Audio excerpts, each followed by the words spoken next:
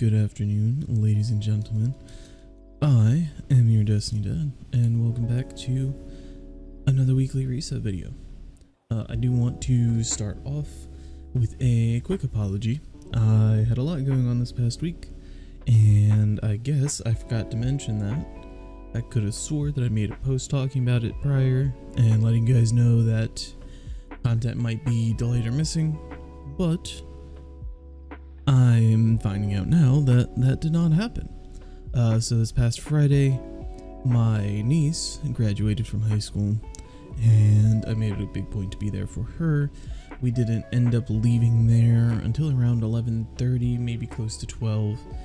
And then another thing that I don't believe I mentioned was this new job that I've been working at.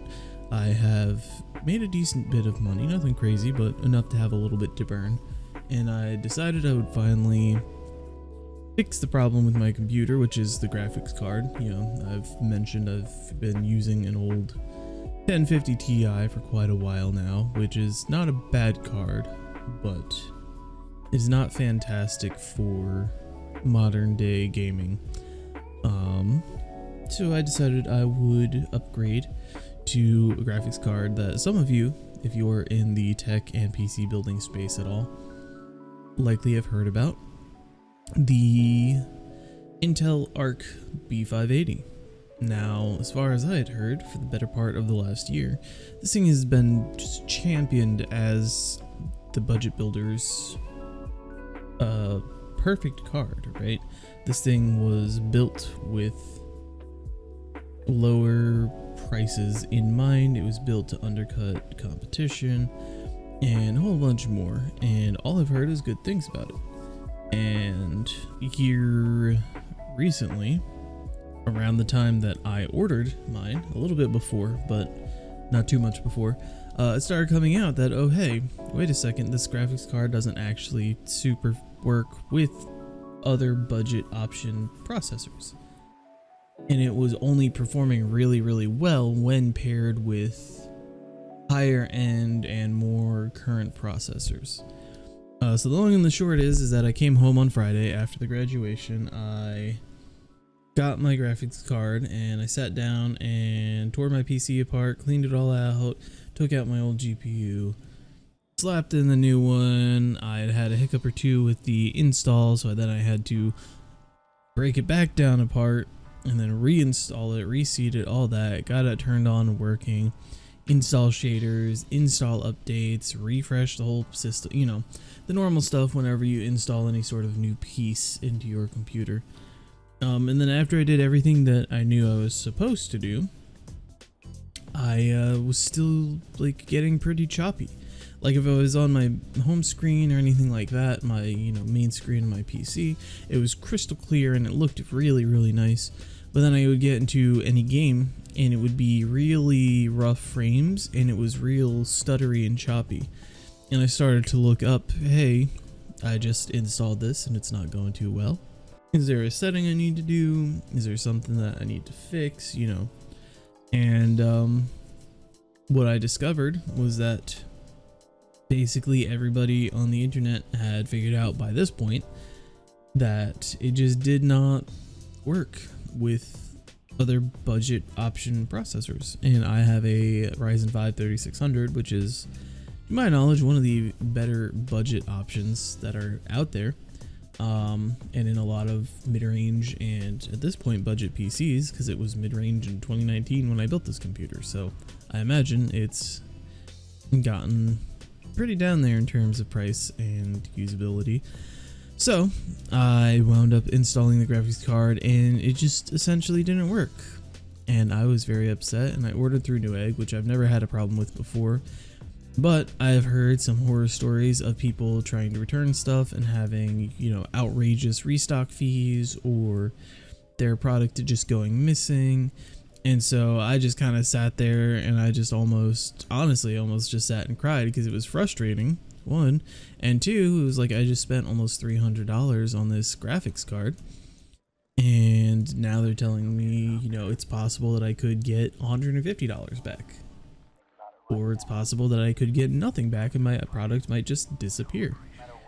And So yeah, I've been dealing with that over the weekend, and it was just very frustrating, and it took the physical time of taking everything apart and putting it back together, taking it apart again and reinstalling my 1050, you know, so on and so on and so on, and it just all kind of piled up on the same day. And by the time I got that all sorted, it was like 10 o'clock at night. So I went and shipped it back yesterday, and we are waiting to see what we hear back from Newegg. I'm hoping that I get my full refund, because technically, according to their policy, I should get a full refund, but we will see. And if anything crazy happens, I'll keep you guys updated. But we're still here on the 1050, and it is Tuesday, so let's see what our friend Banshee has for us this week.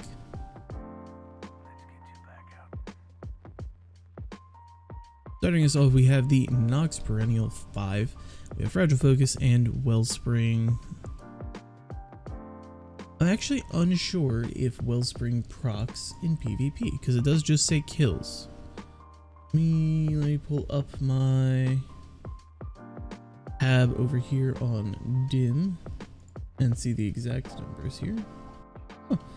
So it says you get 8% granted back of an ability split amongst all uncharged abilities on weapon kill. It does not have a specific difference between PvE and PvP, so apparently this thing is just pretty decent, realistically. The magazine is the thing that's holding it back the most, I would say. That being said, I think overall that this is a decently solid PvP role of this. Fragile Focus is really slept on, and Wellspring isn't the worst thing in the world. I think that it can roll with Under Pressure in that same column, or High Impact Reserves, one or the other. No, it can't. It can roll Kickstart, but I don't think most people are really caring about Kickstart in PvP. It can also roll Elemental Capacitor, but realistically, that's probably one of the better available PvP roles. So if you want a high impact for PvP in your top slot, there you go. Up next, we have Nezarek's Whisper, Impulse Amplifier, Vorpal Weapon, Swap Mag, and actually, this is a really solid roll. Just straight out the gate.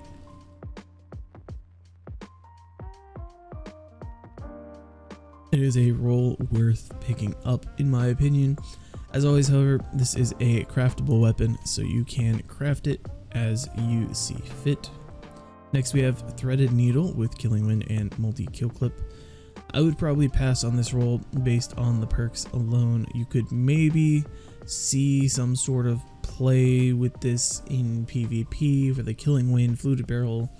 You know, it's set up nicely, but you're almost never going to take control of Multi-Kill Clip in PvP, sadly.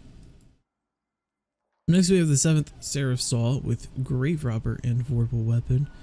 I think we are at a point right now where LMGs are simply just a endgame add clear weapon for when you are DPSing with abilities or energy weapons, and you just do not need this. I think it is probably the second best utility weapon for endgame PvE content.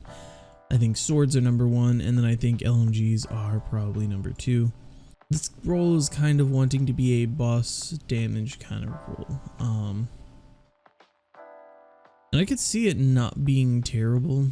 I think that this combo actually wouldn't be bad. I think we probably have some other better combos, but overall, if you are just looking for a decent arc machine gun, I don't think that this is a bad choice. I would definitely go Polygonal and Light Mag personally. And then I would rock it with some sort of melee build, maybe like a Hunter, Assassin's Cowl build, or a Titan build with a 1-2 punch shotgun or something like that. I think this would pair nicely with that. Up next, we have the Bad Omens with autoloading and Genesis. We do have hard launch and we do have implosion rounds. As always, this thing is 99% going to just be a pass until it gets a refresh. It does not come with impact casing, and the best damage perk on it is Cluster Bomb. So with that being said, you can just always instinctively skip over Bad Omens, which is very sad because it's a very fun gun. Last but not least, we do have the Path of Least Resistance. We've got Hammer Forged, we've got Light Battery, we've got Dynamic Sway, and we've got Gut Shot. Honestly, this is a really solid PvP roll of this gun, I'm not gonna lie. This overall, I don't know if Gut Shot works on trace rifles. I know it works, it gives you like a bonus on auto rifles. Okay, it does not have the same bonus as auto rifles, but it does have a very good bonus. It's just a flat 10%. And in something like PvP, that will be enough to maybe not shift your time to kill, but it should be enough to offer you some forgiveness. Overall, if you want to rock a trace in PvP, this is definitely a really solid roll in my opinion. That being said, this thing is a monster in PvE as well. It can get triple tap as well as stats for all. It can also get jolting feedback, I believe killing tally, and dragonfly. No killing tally, but it can get one for all.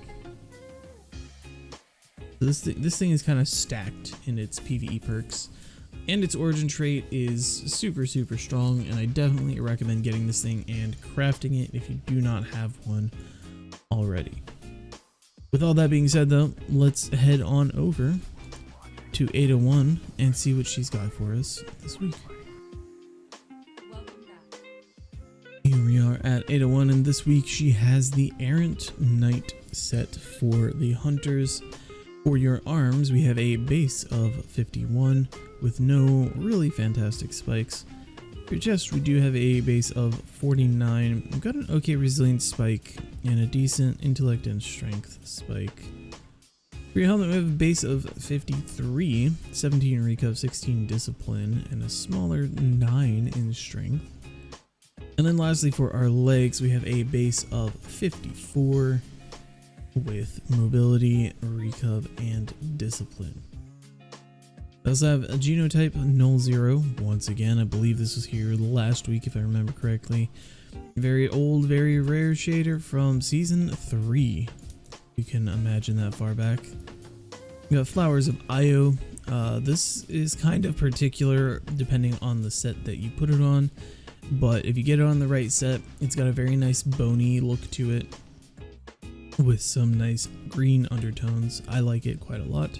And lastly, we have New Monarchy Diamonds. This is a red and gold and black shader. Very basic and straightforward, but very New Monarchy themed if you remember the factions. It actually looks really solid on this armor set that I have on right now. I actually really like that. I might change my solar sets to be that. Up next for our warlocks, we have the Philomath Robes. Your arms have a base of 54, you've got 21 mobility and 16 intellect. Man, if that mobility had been anywhere else, it would have been very good. Your chest, we have a base of 55, you do have 14 resilience and 18 discipline. That chest piece is actually really solid. If you do not have something better, please grab that. Up next, we have a base 55 helmet with 21 recov and 12 intellect. That's another worth pickup. Lastly, we have the boots with a base of 53, spikes in mobility, resilience, discipline, and intellect. If that mobility spike was somewhere else, that would have been another piece worth picking up in my opinion. Lastly, let's move on to the handy dandy Titan. And today for the arms, we have a base of 57 with 19 recov and 15 discipline. Good God, the Titans and Warlocks just have the armor. Jesus.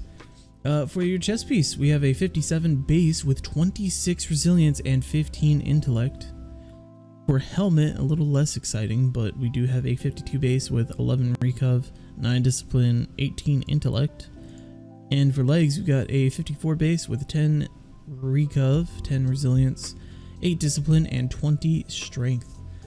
Good lord, that is a very nice set to start off with if you're a new or returning Titan player and you have no armor.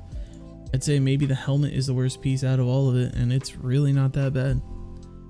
That's a really solid set of Titan armor this week for you guys. Now, if you're in endgame already and you've been playing forever and a day and you've got all your builds nailed down, none of these pieces will likely benefit you outside of the really spiky ones, maybe bumping your build up to a 100 or even a quad 100. But as always, even if it's got a low base stat, if it has the right spikes and it works for your build and helps you achieve dual 100, dual 70, or 100 or quad 100 or anything like that, pick it up. It's not a bad piece of armor if it helps you reach your stat line. With all that being said, I believe that's going to wrap it up today. I am going to give a quick shout that in the store for the remainder of the season, you do get a free gift of Bright Dust every single week, and it is 700, I believe. Yes. So, don't forget to pick up your free Bright Dust, check out those armor pieces, and there's one or two options for Banshee that seem pretty solid this week as well. I think mostly PvP rolls actually, which is odd. As well as some really nice and rare shaders. So overall, a pretty decent week for the vendors in Destiny 2. With all that being said, I'm going to say a huge shout out to anybody who has watched this far into the video. If you're enjoying it, please do leave a like before you go. And if you keep coming back and watching these videos, or if you just want to keep coming back and watching these videos, please drop a follow. Subscribe before you head out, turn on notifications so you never miss a video. And I will see you guys next week. Have a good one, everybody.